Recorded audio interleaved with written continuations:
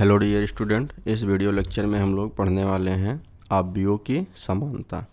ये एनसीईआरटी का 3.3.1 है। इसको इंग्लिश में बोलते हैं इक्वलिटी ऑफ मैट्रिसेस।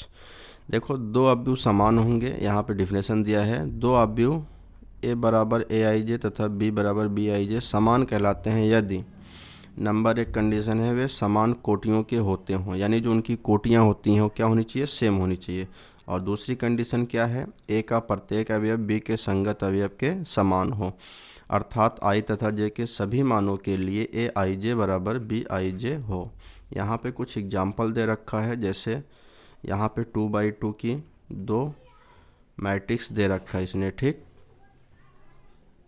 और क्या है यहाँ पे देखिए, संगत अवयव को बराबर दिखाया गया है। जैसे यहाँ पे भी 2 है तो यहाँ पे भी क्या है, 2 है, अर्थात ये संगत अवयव हैं और ये दोनों आपस में क्या हैं, बराबर हैं, ठीक। ऐसे ही अगर हम बात करें 3 का, तो किसके बराबर है, ये 3 के बराबर है, ठीक। ये भी संगत अवयव है और सेम ही है। ऐसे थोड़ा सा हम लोग आगे बढ़ेंगे तो यहाँ पे देखेंगे कि ये 0 भी किसके बराबर है, 0 के बराबर है, ये संगत अवयव है। बात समझ रहे हो ना। और यहाँ पे हम लोग बोल सकते हैं कि ये जो 1 है ये भी किसके बराबर है, 1 के बराबर है। तो यहाँ पे संगत अवयव क्या है, बराबर है, समान है, इसीलिए सब क्या कहलाएंगे, समान अवयव कहलाएंगे। आप इसमें देखिए, इसकी कोटि 2/2 है, ठीक है, कोटि 2/2 है, कोई दिक्कत नहीं है, कोटियाँ समान हैं, ठीक है, बराबर हैं। लेकिन क्या इसका संगत अवयव बराबर है, नहीं है। यहाँ पे 3 है तो यहाँ पे 2 है, ठीक। तो संगत अवयव बराबर नहीं है, इसीलिए समान अवयव नहीं है। अगर दो अवयव ए तथा बी समान है तो हम लोग इसको ए बराबर बी लिख सकते हैं, ठीक है। थोड़ा आगे बढ़ते हैं और कुछ एग्जाम्पल दिया गया है। यहाँ पे देखिए, दो अवयव को क्या दिखाया है, बराबर। बराबर या समान बात एक ही है। अब ये दो अवयव बराबर हैं तो जाहिर से बात है इनके संगत अवयव बराबर होंगे। तो हम लोग x को किसके बराबर दिखा सकते हैं, माइनस में 1.5 के बराबर दिखा सकते हैं, ठीक। क्योंकि ये जो अवयव है वो समान है तो संगत अवयव बराबर होंगे। और यहाँ पे जो y है वो किसके बराबर है, 0 के बराबर है, ठीक। y 0 के बराबर है। और ऐसे ही अगर हम बात करें यहाँ पे z, तो ये भी किसके बराबर है, 2 के बराबर है। ऐसे a की बात करें तो ये किसके बराबर है, √6 के बराबर है।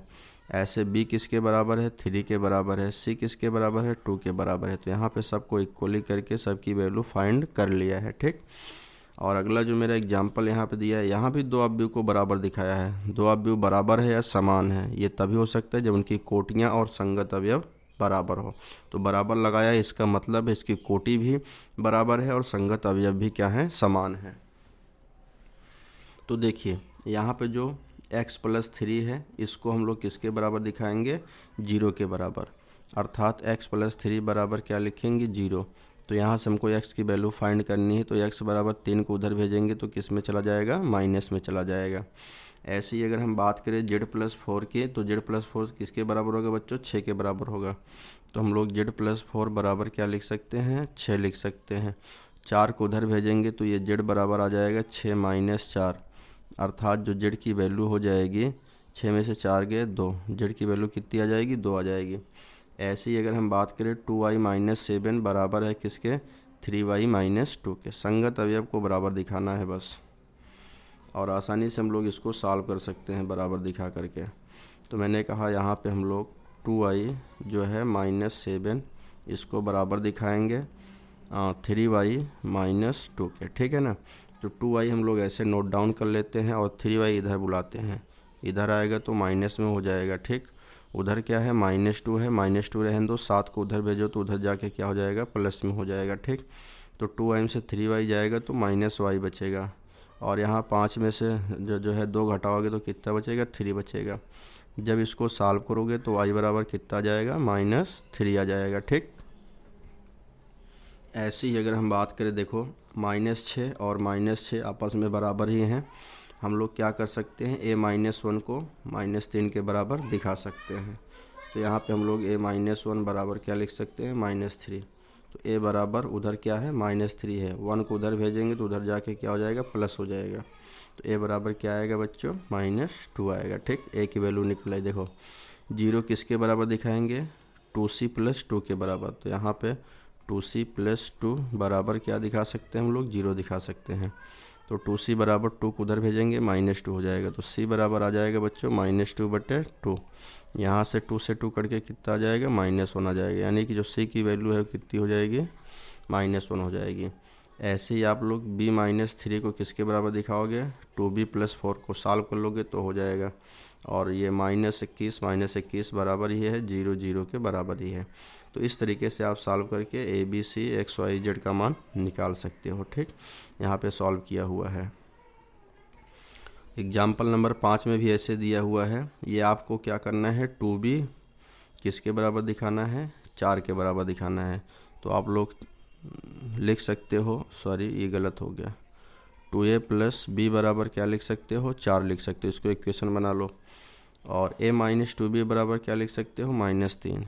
तो यहाँ पे a - 2b बराबर -3 लिख सकते हो। ठीक, अब यहाँ पे -2b लिखा हुआ है और वहाँ पे b लिखा हुआ है, तो इसमें क्या करिए, 2 से गुणा कर दीजिए। इसमें 2 से गुणा करेंगे और दोनों को जोड़ देंगे तो b वाला कट जाएगा। यहाँ 2 से गुणा करेंगे तो कितना हो जाएगा, 4a हो जाएगा। फिर प्लस इसमें 2 से गुणा करेंगे तो 2b हो जाएगा, बराबर उधर भी गुणा होता है, ठीक ना। तो उसमें 2 से गुणा होगा, 4 दूनी कितना हो जाएगा, 8 हो जाएगा। अब क्या करिए, इसके साथ जोड़ दीजिए। जब इसके साथ जोड़ेंगे तो ये b और 2b कट जाएगा, कहेगा प्लस माइनस में। यहाँ पे a है, यहाँ पे 4a है, मिल के कितना हो जाएगा, 5a बराबर। उधर देखिए 8 है, ये -3 है, घटाओगे तो 5 आएगा। ठीक, 5 से 5 कट जाएगा तो यहाँ से a बराबर 1 आएगा। ठीक है ना। तो इस तरीके से हम लोग सबको बराबर दिखा के ABC का मान ज्ञात कर सकते हैं। ठीक, इस वीडियो में बस इतना ही। नेक्स्ट वीडियो हम एक्सरसाइज 3.1 को क्या करेंगे, सॉल्व करेंगे।